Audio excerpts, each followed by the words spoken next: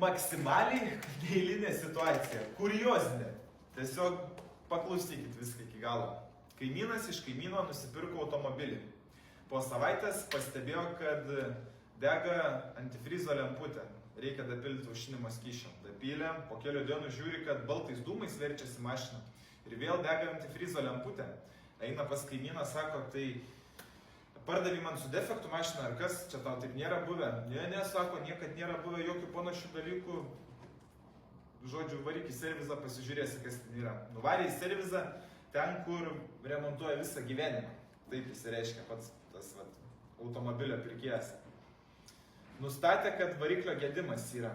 Trūkus galva arba prapūsta tarpinė arba cilindrų blokas trūkęs iš vis. Žodžiu, paskaičiavo už remontą apie 4-5 tūkstančius eurų tame tarpe, priklausomai kaip pavyks nupirkti variklį. Nu ką tada, sako, aš neremontuosiu to variklio, gražinu tą mašiną tau ir viskas. Nu tik nusipirkau iš karto sugedo, dabar tiek man čia kišti pinigų. Realiai tik mokėjo 12 tūkstančių eurų už mašiną. Žodžiu, kaimynas nesutinka, sako, aš tau pardaviau gerą mašiną, nu blemba, negalėjo tai paimti ir sugesti. Ir susipyko, juodai susipyko, o sakė, buvo labai geri draugai, šventės kartu švęsdavo, žodžiu, susipyko iki tiek, kad nebesisveikina ir ten jau koliojasi. Tada mėnesis laiko ten prasitempė maždaug, sako, duodu į teismą viskas, man reikia defektinio akto, čia jau mums skambina. Ir išrašykit defektinį aktą, sakom, gerai, atvežkit pas mus į servizą, nustatysim, kas tai mašinai negerai. Padarysim tą defektinį aktą, visko būna.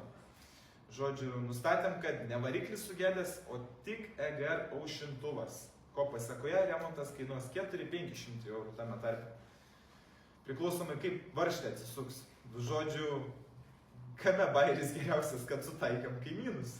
Kaimynas jau sutinka atlikti remontą iš savo kišenės. Nes, principe, tas kaimynas greičiausiai net nežinojo, kad ten yra tas gedimas, nes, nu, taip gali sugesti tas EGR aušintuvas.